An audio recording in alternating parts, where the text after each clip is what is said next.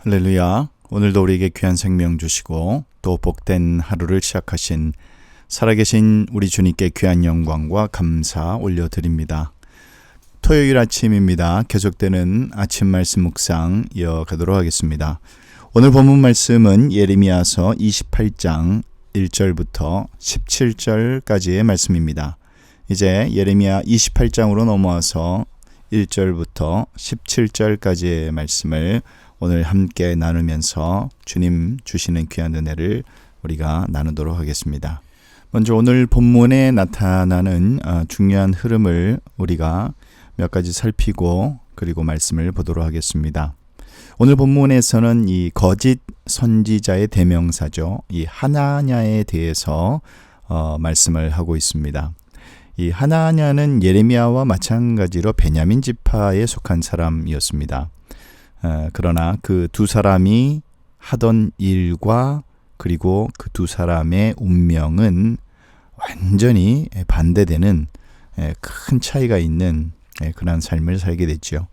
예레미야는 하나님이 직접 보내신 참 예언자이고 그리고 그 시대를 향한 사명감을 가지고 비판하고 고발하고 그리고 심판의 메시지를 계속해서 선포하고 증거하는 그러한 사명으로 살았고 또 주전 597년이죠. 제1차 바벨론 포로 시기가 끝난 이후에 그리고 곧바로 전개될 새로운 상황에 대해서 또 예언을 합니다. 나무 멍에를 목에 매는 상징적인 행동을 통해서 추가적인 하나님의 심판을 예고를 했죠.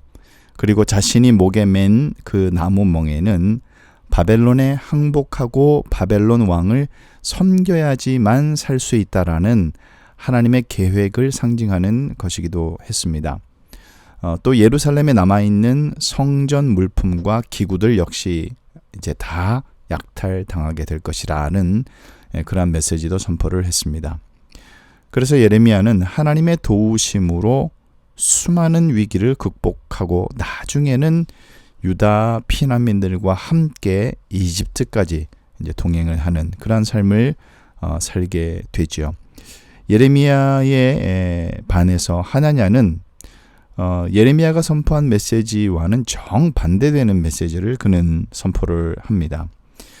하나님의 보내심을 받은 적이 없는 사람이죠. 그런데도 그는 뻔뻔하게 하나님께서 마치 자기를 직접 보내셨고 또 자기에게 말씀하신 것처럼 포장을 하고 위장을 합니다.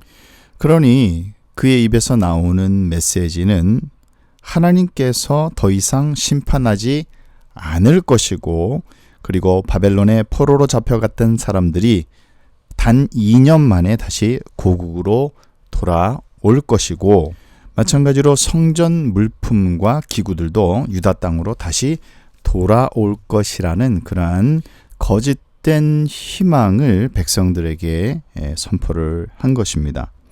하지만 하나님께서는 어떠한 민족도 바벨론의 멍에로부터 자유롭지 못할 것임을 분명히 밝히셨죠. 그리고 사람들에게 거짓을 믿게 한 이 하나냐를 벌하겠다라는 심판을 선고를 하십니다. 그 심판은 그가 활동한 지 2달 만에 그대로 이루어지죠.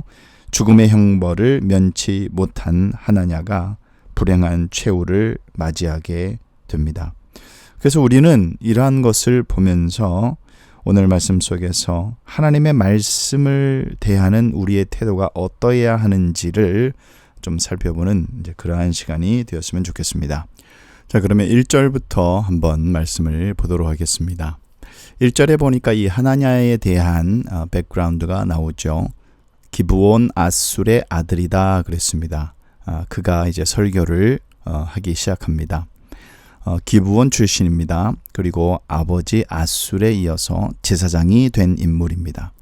출신과 아버지의 이름 그리고 그의 직업으로 봤을 때에 전통적인 제사장 가문의 출신에 인정받는 그러니까 장래가 굉장히 촉망되고 그리고 왕성하게 활동할 수 있는 그런 예언자다라는 것을 알 수 있습니다.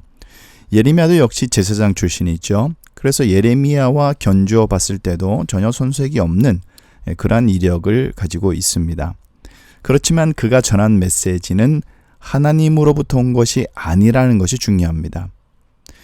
하나냐는 굉장히 시대를 보는 눈이 있었던 것 같습니다. 그는 주변 상황을 분석을 하고 또 많이 연구를 하고, 그렇지만 그것을 어떻게 하면 많은 사람들에게 인기를 얻을 수 있는지, 그러한 내용으로 설교를 가득 채워서 전했다라는 것이 문제죠. 하나님께서 바벨론 왕의 멍에를 꺾으시고 2년 안에 성전의 모든 기구가 이곳으로 되돌아온다라는 그러한 확신에 가득 찬 이런 걸 가지고 이제 희망 고문이라고 그러죠. 그 내용을 가지고 백성들에게 전했던 것입니다. 2년 안에 모든 것이 다 회복된다라는 그러한 말씀이죠. 하나냐는 말만 하지 않았습니다. 예레미야가 목에 메고 있는 멍에를 빼앗아 버렸고 그것을 또 꺾어 버렸습니다. 그는 굉장히 머리가 좋은 그러한 사람인 것 같습니다. 그리고 탁월한 분석적인 능력도 가지고 있죠. 그래서 유다 주변 국가들의 동향을 그는 잘 살폈습니다. 그 나라들이 바벨론의 적대감을 갖고 동맹하는 이제 그러한 흐름이었습니다. 정치적 흐름 그리고 사회적 흐름을 잘 읽어낸 사람이 있죠. 이 고대 근동의 실세였던 애굽이 바로 유다와 손을 잡았기 때문에 그렇습니다. 바벨론 내부에서도 반란의 움직임이 일어났다고 했습니다. 하나냐는 이 정도의 동맹 상태 그리고 반란의 진행, 이 정도라면은 2년이라는 기간 내에 바벨론을 물리칠 수가 있고 그리고 모든 것이 다시 회복될 수 있다라는 것을 결론적으로 분석해 냈던 거죠. 그리고 하나냐는 백성의 마음을 아는 사람이었습니다. 그러니까 간지러운 곳이 긁어줘야 될 부분이 어디인지를 잘 알았던 것이죠. 어떤 말을 증거해야 그들이 좋아하는지를 알았던 것입니다. 하나님의 말씀을 그대로 전하면 백성들은 고개를 다 돌려버릴 것입니다. 하나냐는 그래서 자기가 분석한 결과를 전하면서 백성들의 환호를 받게 되지요. 하나냐는 결국 하나님이 말씀하지 않으신 메시지를 선포하게 되고, 반면에 예레미야는 주변 상황을 분석하지도 않고요. 백성이 어떤 말을 좋아하는지 살피지도 그는 않았습니다. 전쟁과 재앙과 그리고 그저 전염병에 대한 하나님이 말씀하신 그것을 그냥 가감없이 전했던 것입니다. 우리는 사람의 말이 아니라 하나님의 말씀을 들어야 할 줄로 믿습니다. 사람의 말은 분석을 기반으로 사람의 감성을 터치하는 그러한 효과는 있죠. 그러나 그것이 진리는 아닙니다. 하나님의 말씀만이 진리인 줄 믿습니다. 그 말씀이 우리를 생명으로 인도하는 것입니다. 이제 12절 이하의 말씀을 보면은 이제 쇠멍에와 그리고 이 하나냐 거짓 선지자의 최후에 대해서 기록을 하고 있습니다. 거짓 예언자 이 하나냐가 나무 멍에를 꺾어버리자 하나님은 쇠멍에를 만들라 이제 그렇게 말씀하시죠. 사람이 나무는 꺾을 수 있습니다만 그러나 쇠는 쉽게 꺾을 수가 없죠. 하나님의 말씀을 거부하면 더 큰 어려움이 닥치는 것입니다. 바벨론은 나무 멍에가 아니라 쇠멍에로 유다를 다스리게 되는 것입니다. 그래서 주전 588년에 그리고 주전 586년까지 바벨론은 유다를 이 2년 동안 무차별 공격을 하게 됩니다. 쇠멍에죠. 그리고 완전히 초토화가 돼 버립니다. 이 거짓 예언으로 백성을 몰고 갔던 하나냐도 비참한 최후를 맞게 되죠. 하나님은 하나냐가 금년에 죽으리라 그렇게 약속을 하셨고 하나냐는 그의 7째 딸의 죽음을 맞이하게 됩니다. 예레미야가 5째 딸의 설교를 했죠. 1절에 보니까 그로부터 2달 만에 하나냐가 죽는 것입니다. 예레미야처럼 하나님의 말씀에 순종을 하면 또 말씀이 임하는 복을 받게 되는 것입니다. 그러나 말씀에 불순종하고 인간의 마음, 인간의 말을 쫓으면 큰 어려움을 받고 멸망할 수밖에 없는 것입니다. 오늘 말씀을 정리하겠습니다. 어떤 사람은 하나님의 말씀보다 명망 있는 설교자의 말을 듣기 위해서 교회 가는 사람이 있습니다. 사람은 말을 듣기 위해 사는 존재가 아니라 하나님의 말씀을 듣기 위해 사는 존재이죠.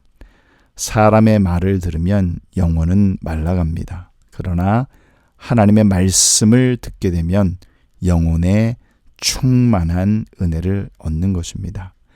하나님의 말씀이 때로는 멍에로 다가오는 듯한 그러한 무게감이 분명히 있습니다. 그러나 그 멍에는 쉽고 그 짐은 가볍다라고 마태복음 11장 30절에 예수님께서 분명히 말씀하셨습니다. 사람은 듣기 좋은 소리 해주는 사람에게 가까이 갔죠. 말씀을 들을 때 가급적이면 또 재미있고 감동적이고 복을 선포해주는 그런 설교자를 찾을 때가 많이 있습니다. 하지만 성경은 그런 사람보다 다른 설교자에게 가라고 얘기하죠. 어떤 설교자이겠습니까? 하나님의 참된 진리의 말씀을 가감없이 그대로 증거하는 그 설교의 말씀을 우리가 귀 기울여야 할 줄로 믿습니다. 이제 오늘 저녁에 우리 수요 성경 공부 있고 또 금요일에는 또 금요 성경 공부 계속되고요. 우리가 주일마다 또 시시때때로 우리가 말씀을 통해서 얻는 그 은혜가 얼마나 달고 오묘한 말씀인지 우리 스스로 그 말씀을 소화해내고 하나님께서 나에게 직접 말씀하시는 그 음성을 듣는 영적인 훈련을 우리는 쉬지 말고 계속해서 이어나가야 될 줄 믿습니다. 사람의 말이 아니라 하나님의 말씀을 듣고 읽어내는 훈련이 우리에게 필요한 시점입니다. 오늘 하루도 하나님의 말씀을 우리가 듣고 읽어내고 그 말씀 앞에 순종하는, 그리하여 말씀의 축복이 우리의 삶과 우리의 가정과 우리의 삶의 터전 위에 가득하게 이어가시는 그러한 저와 여러분 되시기를 예수님의 이름으로 축원합니다.